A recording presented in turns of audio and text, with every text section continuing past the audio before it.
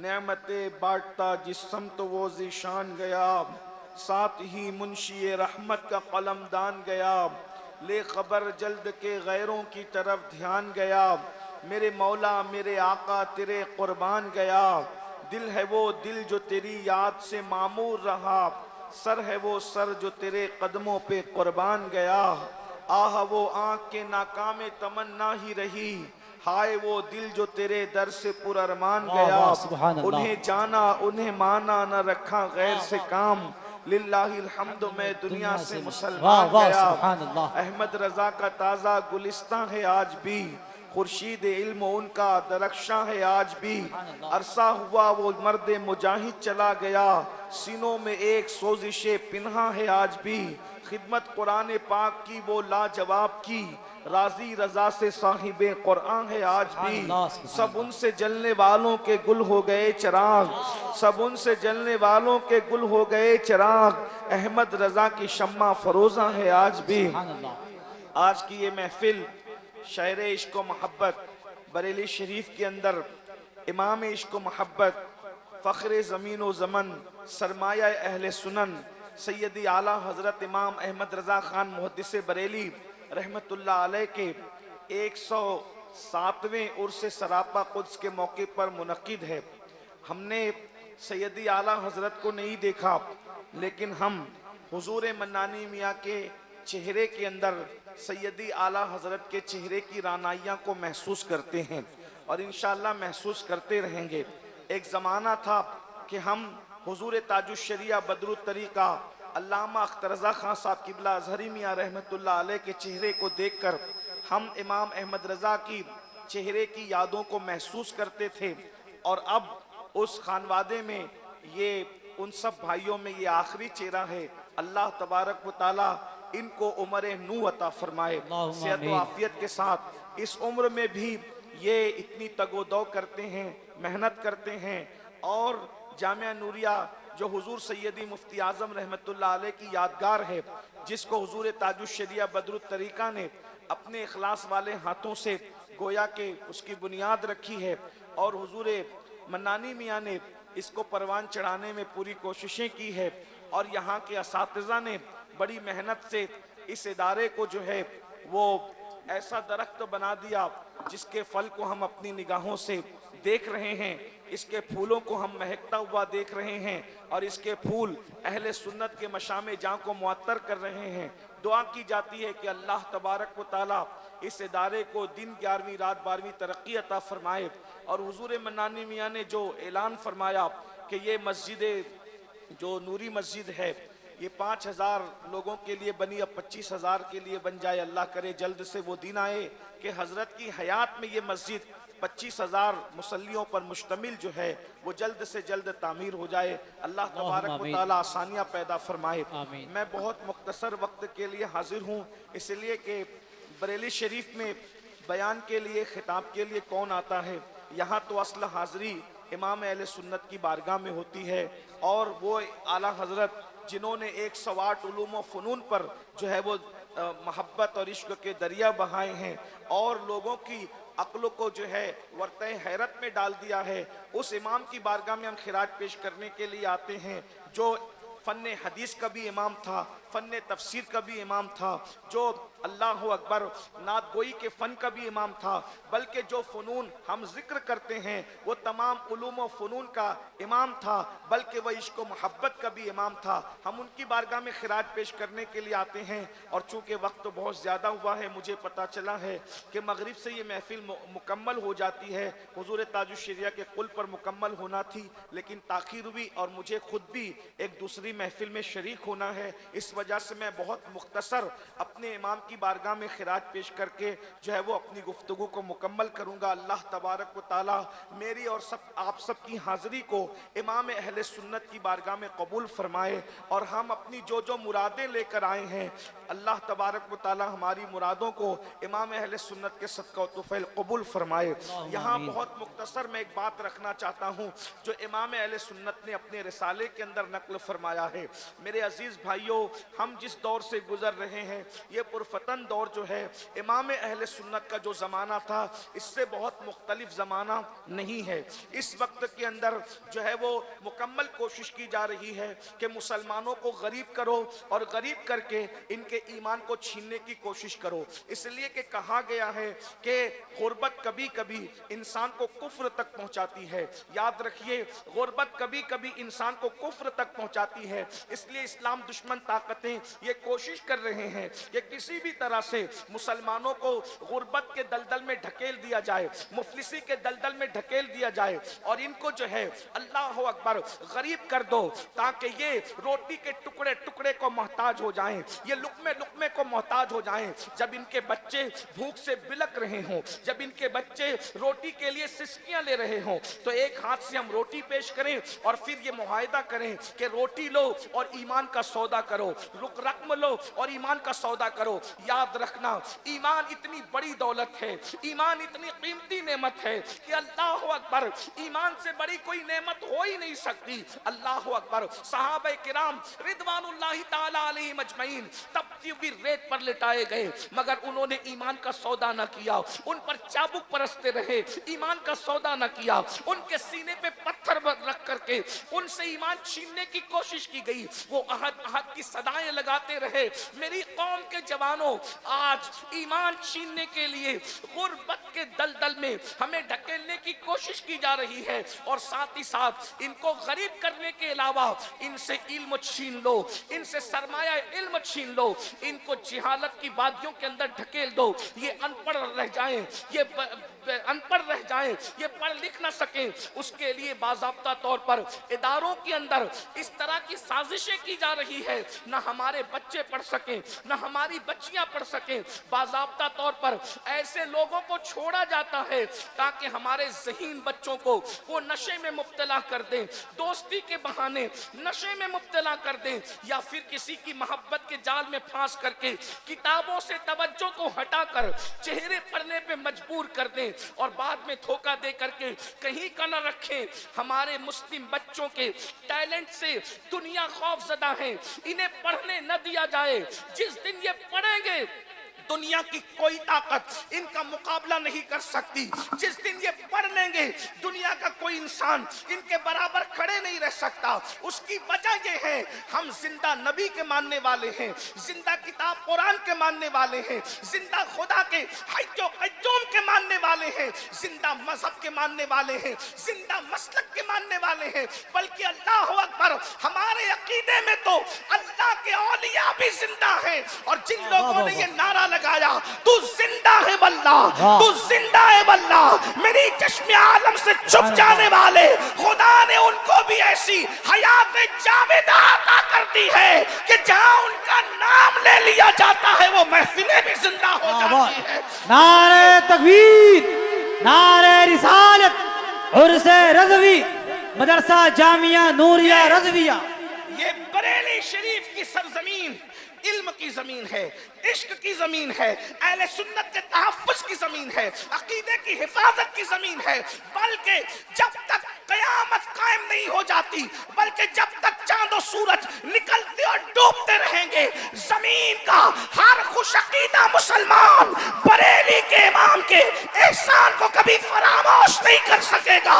हर बंदा कहेगा, अगर आज ईमान में तरोताज़गी है तो उस कलंदर की मेहनतों का नतीजा है। जिसने आवाज दी थी उन्हें जाना, उन्हें माना, न रखा गैर से काम। लिल्लाहिल हम्द, मैं दुनिया से मुसलमान गया।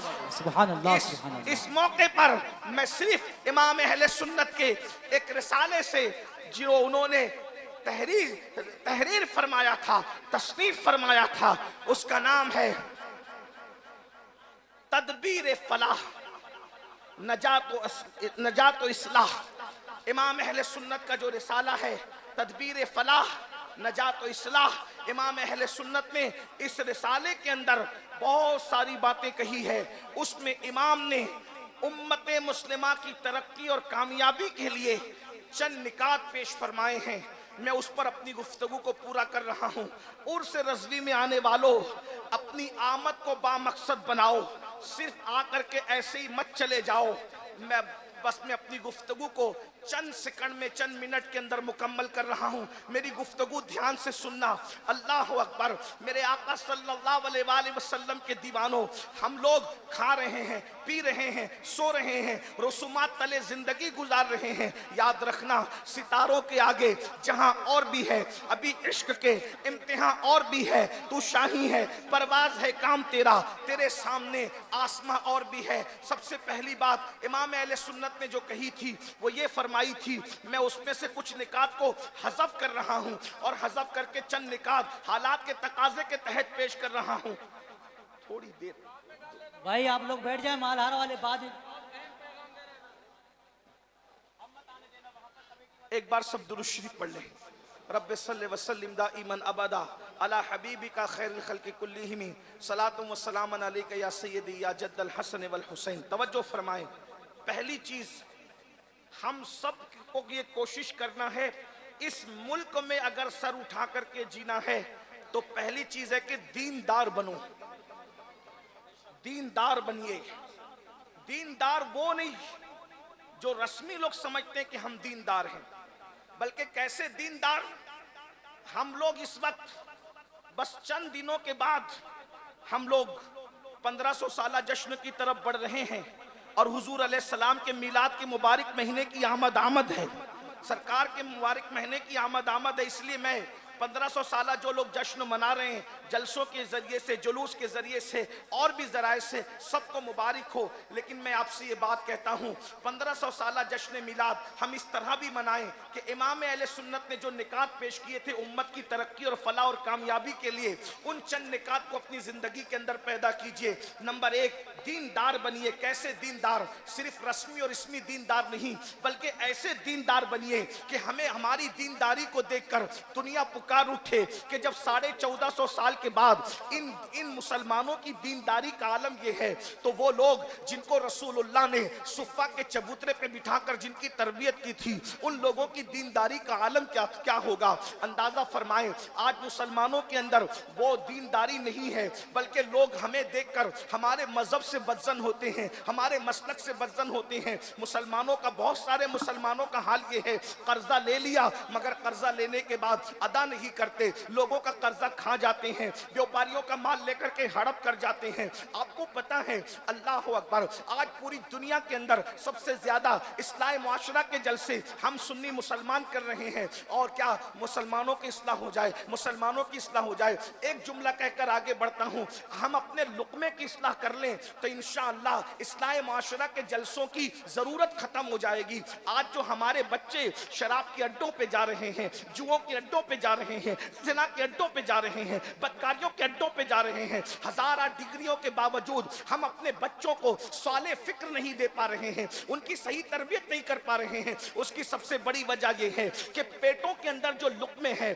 वो हलाल नहीं रह गए। इल्ला माशाअल्लाह कैफियत ये है कि हराम और हलाल की तमीज खत्म हो चुकी है। लुक़मे हलाल की अहमियत खत्म होती जा रही है। इसलिए याद रखो, दीनदार बनिए। दीनदार, ऐसे दीनदार लेन देन में भी हमारा सानी कोई ना हो, हमारी मिसाल कोई ना हो। इसी तरीके से खाने पीने के लुक़मे के एहतियात के मामले में भी हमारी तरह कोई ना हो। इसी तरह खैर ख्वाही के मामले में भी हमारी तरह कोई ना हो। इस तरह की कैफियत हमारी होनी चाहिए। तो दीनदार बनिए, नमाजों के पाबंद बनिए, शरीयत के पाबंद बनिए, चेहरों पे दाढ़ियां सजाइए। मिलाद मुस्तफ़ा के मौके पर हम परचम तो लगाते हैं, हम गलियां तो सजाते हैं, बिल्कुल परचम भी लगाइए, गलियां भी सजाइए, लेकिन चेहरे को मुस्तफ़ा जाने रहमत की सुन्नत से भी सजा लीजिए, ताकि यादगार रहे कि मिलाद मुस्तफ़ा का जब 1500 साला जश्न आया था तो किसी ने परचम लगाया था, किसी ने गली सजाई थी, लेकिन मैंने सुन्नत मुस्तफ़ा से अपने चेहरे को सजा लिया था। तो जब 1500 साला मिलाद मुस्तफ़ा के जश्न का तस्करा होगा, ये यादें ताज़ा रहेगी। इसलिए मेरी गुजारिश है कि गलियां सजाने के साथ अपने वजूद को सुन्नत मुस्तफ़ा मुस्तफा से भी सजा लीजिए। दीनदार इस तरह से बनिए, लेन देन का मामला हो, पड़ोसियों का मामला हो, बीवी का मामला हो, माँ बाप का मामला हो, उलमा का मामला हो, मशाइख का मामला हो, हर मामले में दीन को मद्देनजर रखिए, शरीयत को फॉलो कीजिए, दीन को फॉलो कीजिए और ये ज़हन बना लीजिए कि हमारे लिए निजात का जरिया यही है कि हम अपने दीन पर चलें। मुस्तफा जान रहमत ने जो रास्ता बताया है उस रास्ते पर चलें। कुरान कहता है कुल इन कुंतुम तुहिब्बूनल्लाह फत्तबिऊनी युहब्बिबकुमुल्लाह व यगफिर लकुम ज़ुनूबकुम वल्लाहु गफूरुर रहीम। ए महबूबा फरमा दीजिए कि अगर तुम अल्लाह को महबूब रखते हो तो मुस्तफा जान रहमत का इत्तिबा करो, उनकी पैरवी करो, उनके पीछे पीछे चलो। जो मुस्तफा जान रहमत की पैरवी करेगा अल्लाह उसको अपना महबूब बना लेगा। अल्लाह जिसको महबूब बना लेगा उसकी मगफिरत फरमा देगा, उसकी बख्शिश फरमा देगा और अल्लाह बख्शने वाला मेहरबान है। तो पहली चीज दीनदार बनिए। दूसरी चीज तालीमी इदारे कायम करने की कोशिश कीजिए, इसलिए कि 1500 साला जश्न के मौके पर हम बहुत कुछ करेंगे, कर रहे हैं, इंशाअल्लाह करते रहेंगे, लेकिन तालीमी इदारों पर मेहनत कीजिए, अच्छे तालीमी इदारे कायम कीजिए ताकि हम रहें न रहें 1500 साला मिलाद मुस्तफ़ा की यादगार इन इदारों की शक्लों में कायम रहे। हम और जगह पर अपनी दौलत को खर्च करने की बजाय दानिशगाहों पर, तालीमगाहों पर, इदारों पर दौलत को खर्च करने की कोशिश करें, माल को खर्च करने की कोशिश करें। आज मुसलमानों का माल पता नहीं कहां कहां खर्च हो रहा है। बड़ी माजरत के साथ मैं ये बात कहूं, हमें बहुत खुशी हुई है, बड़ी मसरत हुई है कि दरगाह आला हजरत के सज्जादा नशीन और यहाँ के शहजादों ने ऐलान किया कि जो लोग डीजे बजाते हुए चादर लाएंगे उनकी चादर दरगाह आला हजरत पर चढ़ाई नहीं जाएगी। वरना पिछले साल हमने देखा कि अल्लाह अकबर इतनी लंबी लंबी चादरें। आपसे पूछता हूँ उस मुजद्दिद के दिल पे क्या गुजरती होगी जिसने ये मेहनत की थी, ये कहा था कि दरगाह पर अगर एक चादर है तो दूसरी चादर न डाली जाए। अल्लाह अकबर, ऐसी मेहनत करने वाला मुजद्दिद जिसने कौम को ये शऊर दिया हो, ये फिक्र दी हो कि दरगाहें चादर की मोहताज नहीं है बल्कि तुम्हारे मोहल्ले की बेमाई चादरों की मोहताज है, तुम्हारे मोहल्ले की गरीब बेटियां चादरों की मोहताज है। दरगाहों पर चादर डालने से जो अजर मिलेगा उससे ज्यादा अजर मोहल्ले की और रिश्तेदारों की बेवाओं के सरों पर तुम्हें चादर डालने से मिलेगा। यहाँ तो एक चादर निशानी के लिए काफी है, अलामत के लिए काफी है। जिस मुजद्दिद ने बिदात और खुराफात का जो है वो बाइकाट किया हो, अगर उन्हीं के आस्थाने पर हम बिदात और खुराफात करेंगे तो बताओ इमाम अहले सुन्नत के दिल पे क्या गुजरेगी? बताओ सुन्नियों, इमाम के दिल को खुश करने आए हो या इमाम का दिल दुखाने आए हो? इसलिए उनसे इमाम अहले सुन्नत को बिदात और खुराफात से इतना पाक कर दो ताकि दुनिया कहने पे मजबूर हो जाए अगर शरई उर्स देखना है तो बरेली का उर्स देख लिया जाए, वहां शरीयत के मुताबिक। नारे तकबीर, नारे रिसालत, नारे रिसालत, मसलके आला हजरत, मसलके आला हजरत, उर्से रज़वी, उर्से रज़वी, नारे तकबीर। हम चादर डालने के मुखालिफ, चादर डालिए, शरीयत मुताहरा ने जितनी इजाजत दी उसके मुताबिक डालिए, लेकिन ये बात कहता हूँ 51,000 की चादर चढ़ाने की बजाय 1,000 की चादर चढ़ाइए। 50,000 रुपये तालीम के नाम पे, आला हजरत के नाम पे खर्च कर दीजिए, मुफ्ती आजम के नाम पे खर्च कर दीजिए, गौसे आजम के नाम पे खर्च कर दीजिए, गरीब नवाज के नाम पे खर्च कर दीजिए। इसलिए कि आला हजरत इल्म दोस्त शख्सियत थे, उन्होंने इल्मी कारनामे अंजाम दिए हैं। बल्कि मैं तो ये भी कहता हूँ हमारे महरेरा मुताहरा के जो है वो सरकारे नूर हुजूर मुफ्ती आजम के पीरो मुर्शिद के साहिब सज्जादा रफीक मिल्लत हजरत अल्लामा सैयद नजीब हैदर मियाँ साहब किबला अक्सर उर्सों में ऐलान करते हैं कि जो है वो उर्स के अंदर आप कुछ और खरीदने की बजाय किताबें खरीद कर ले जाइए और अपने मोहल्ले के इमामों को तोहफे में दीजिए, अपने उलमा को तोहफे में दीजिए, अपने मशाइख को तोहफे में दीजिए। अरे आप नहीं पढ़ सकते, उलमा किताबें पढ़ेंगे तो जब तक उनका इल्म लोगों की रहनुमाई करता रहेगा उसका उसका अजर सवाब आपको मिलता रहेगा, आपके मरहूमीन को मिलता रहेगा। खुदा के लिए तरजीहात की तरफ तवज्जो दीजिए। मेरी गुजारिश है कि तालीम पर मेहनत कीजिए और ये कोशिश कीजिए तालीम गाहें भी बनाइए। तालीम गाहें बनाने के साथ साथ जो है अपने बच्चों को भी पढ़ाइए। माहरा शरीफ का ये पैगाम आपने बारहा सुना होगा, आधी रोटी खाएंगे, बच्चों को पढ़ाएंगे। अपने किसी बच्चे को अनपढ़ मत रहने दीजिए। कम से कम हमारा हर बच्चा ग्रेजुएट हो, अल्लाह अकबर। उसके लिए 8 घंटे की बजाय 12 घंटे मेहनत करना पड़े तो मेहनत कीजिए। 10 साल अगर हमने तालीम पर मेहनत कर ली तो याद रखिए इमाम अहमद रजा ने हमें पैगाम दिया है कि लोगों पर बोझ मत बनिए बल्कि लोगों की जरूरत बनिए। इसलिए कि जो कौमें बोझ बनती है उनको खत्म कर दिया जाता है और जो कौमें जरूरत बना करती है लोग उनकी इज्जत करने पर मजबूर हो जाते हैं।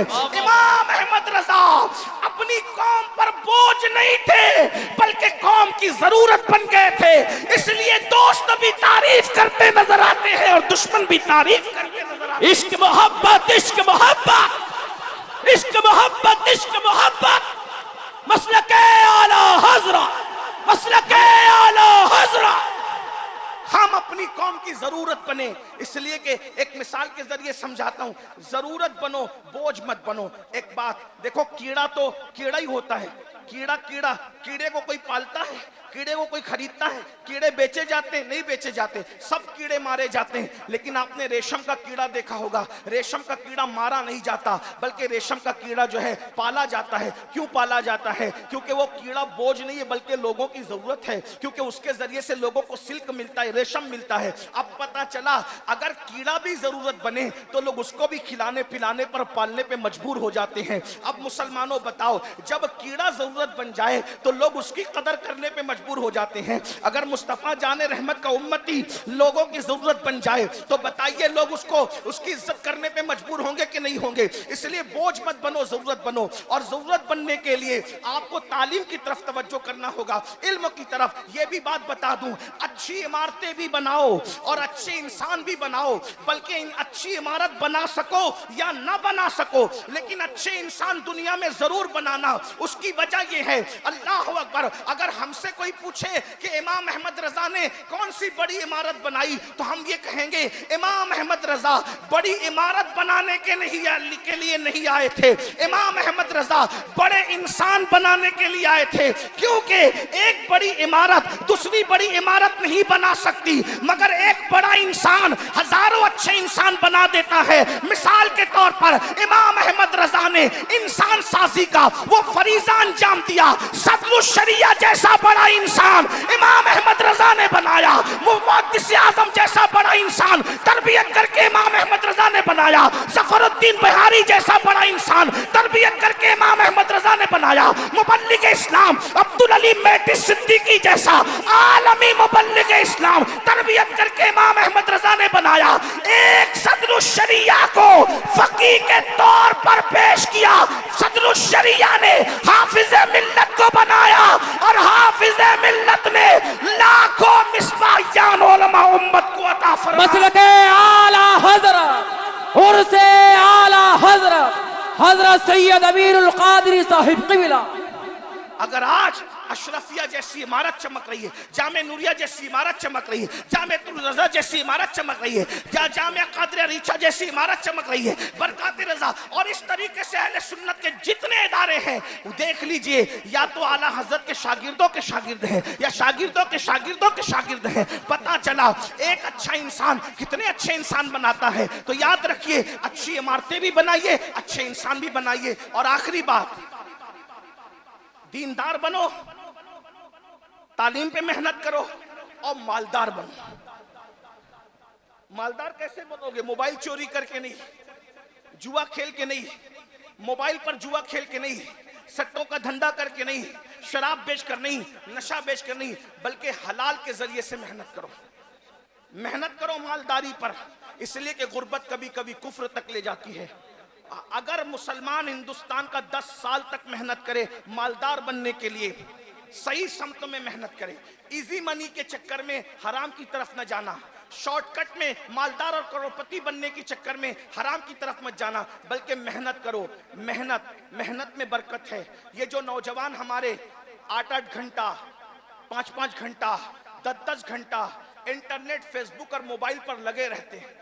मोबाइल का तो इतना शौक है कि लोग मिंबर पे भी मोबाइल पे लगे रहते हैं, स्टेजों पे भी मोबाइल पे लगे रहते हैं, जलसों में भी मोबाइल पे लगे रहते हैं।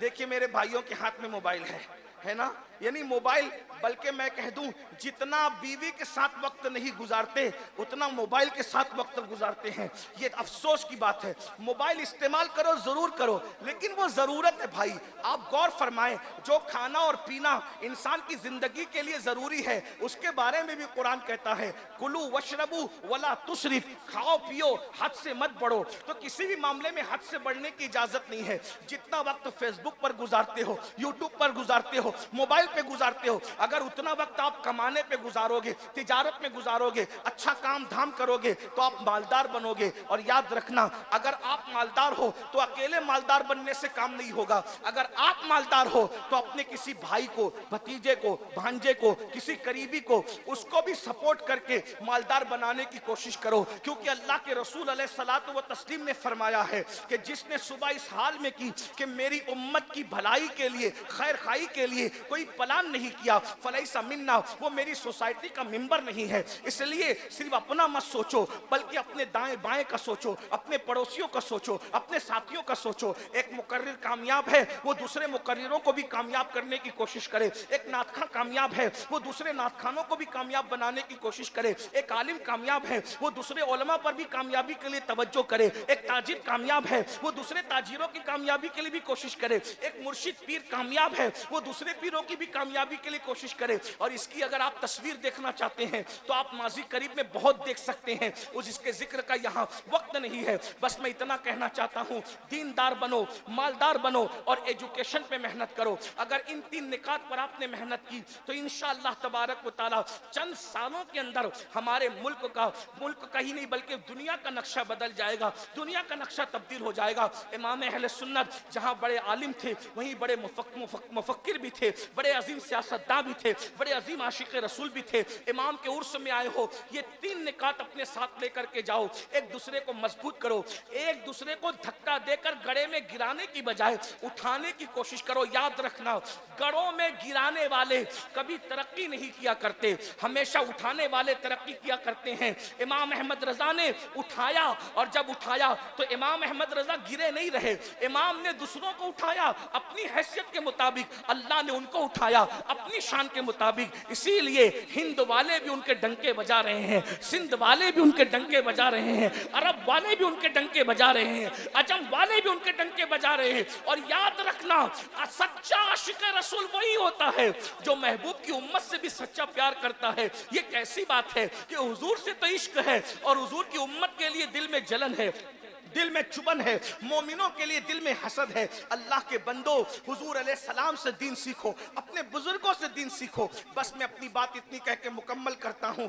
उर्स रज़वी में आए हो तो कोई ना कोई मकसद लेके जाओ, एम लेकर के जाओ और मिलादुन नबी का जश्न मनाओ। शरीयत मुताहरा की रोशनी में, हुदूद शरा में रहकर कोई हम पर टिप्पणी न कर सके, कोई हम पर नुक्ताचीनी न कर सके। लोग बस इतना कहें कि इमाम अहमद रजा के नाम लेवाओं को हमने देखा, इल्म में इनका मेयार अलग है, तक़वे में इनका मेयार अलग है, परहेजगारी में इनका मेयार अलग है। जो लोग मसलक आला हज़रत का नारा लगाते हैं, हमने तसल्लुब में भी उनको देखा, तफक्को में भी उनको देखा, इल्म हदीस में भी उनको देखा, खैर खाई में भी उनको देखा कि वो इमाम अहमद रजा की तालीम पर चलते नजर आते हैं। अल्लाह पाक की बारगाह में दुआ करता हूँ, अल्लाह हम सबको फिक्र इमाम अहमद रजा पर अमल करने की तौफीक अता फरमाए। और थोड़ी मोड़ी अपनी मर्जी की फिक्र नहीं, बल्कि जो मुकम्मल फिक्र रजा थी, अल्लाह उस मुकम्मल फिक्र रजा को हमें कबूल करने की तौफीक अता फरमाए। मुकम्मल फिक्र रजा क्या है?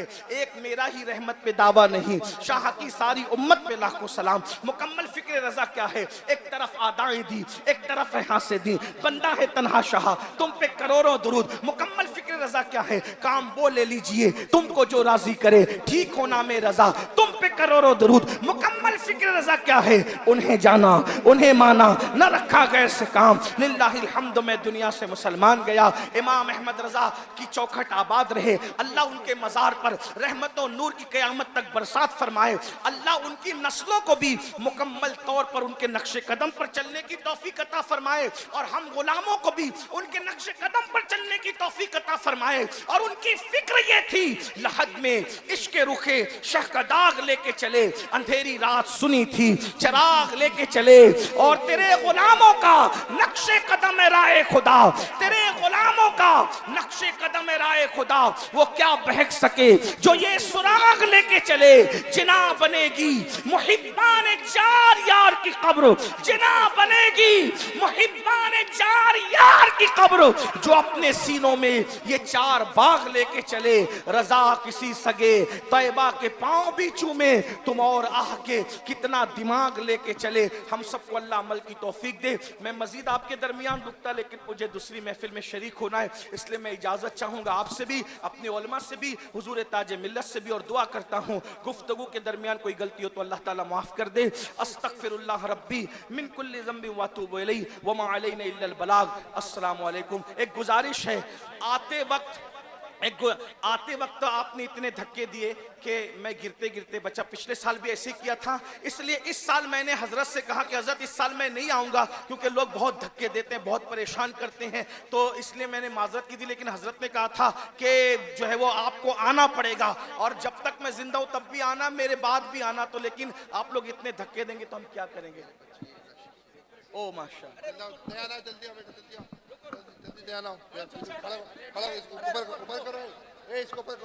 खुदा के वास्ते पीछे उठ जाए।